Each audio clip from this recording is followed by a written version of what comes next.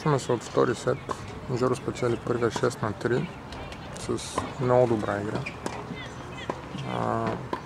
И по-трудно, отколкото звучи в резултат.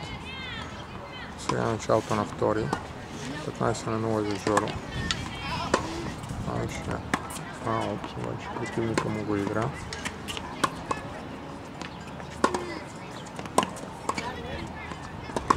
Жоро играе прилично в защита. Отново печели точка. Без да показва нещо изключително. Играе много приличен тенис. Пестеливо, но не мързеливо. Преди това, че кашля непрекъснато. Мисля, че трябва да сме съвсем доволни.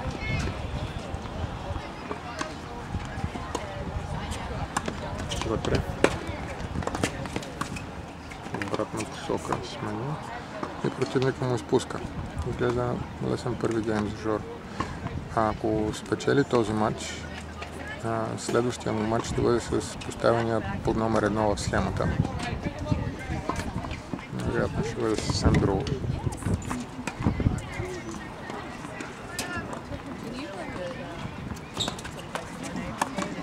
Отново вътре.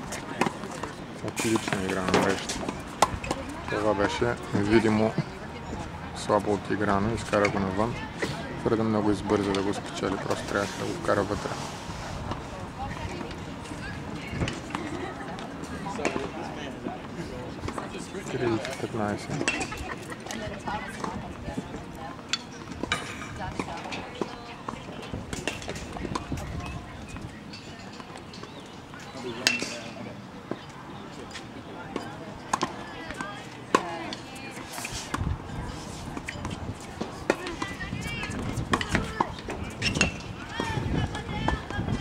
Не видях дали беше вътре или вън, защото гледах в камерата.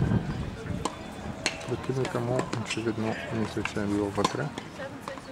И Жоро повежда 1-0 във втория сет.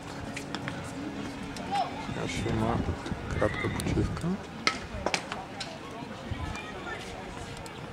Хората зад тях играят много хубаво. Това момиче играе страхотно, само на 11 години. Не беше от най-добрите и сервове, но 11 точка.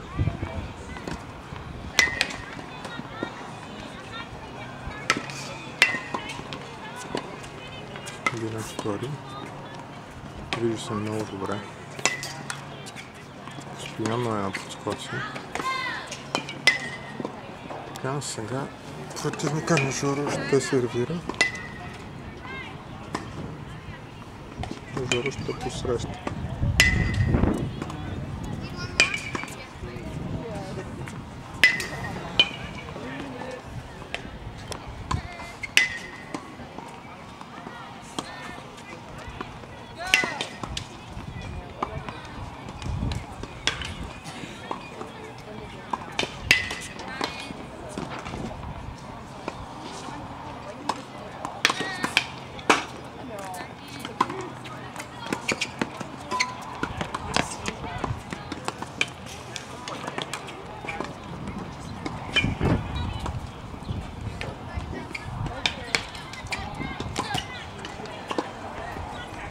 Мария идва, ще прекъснем за малко.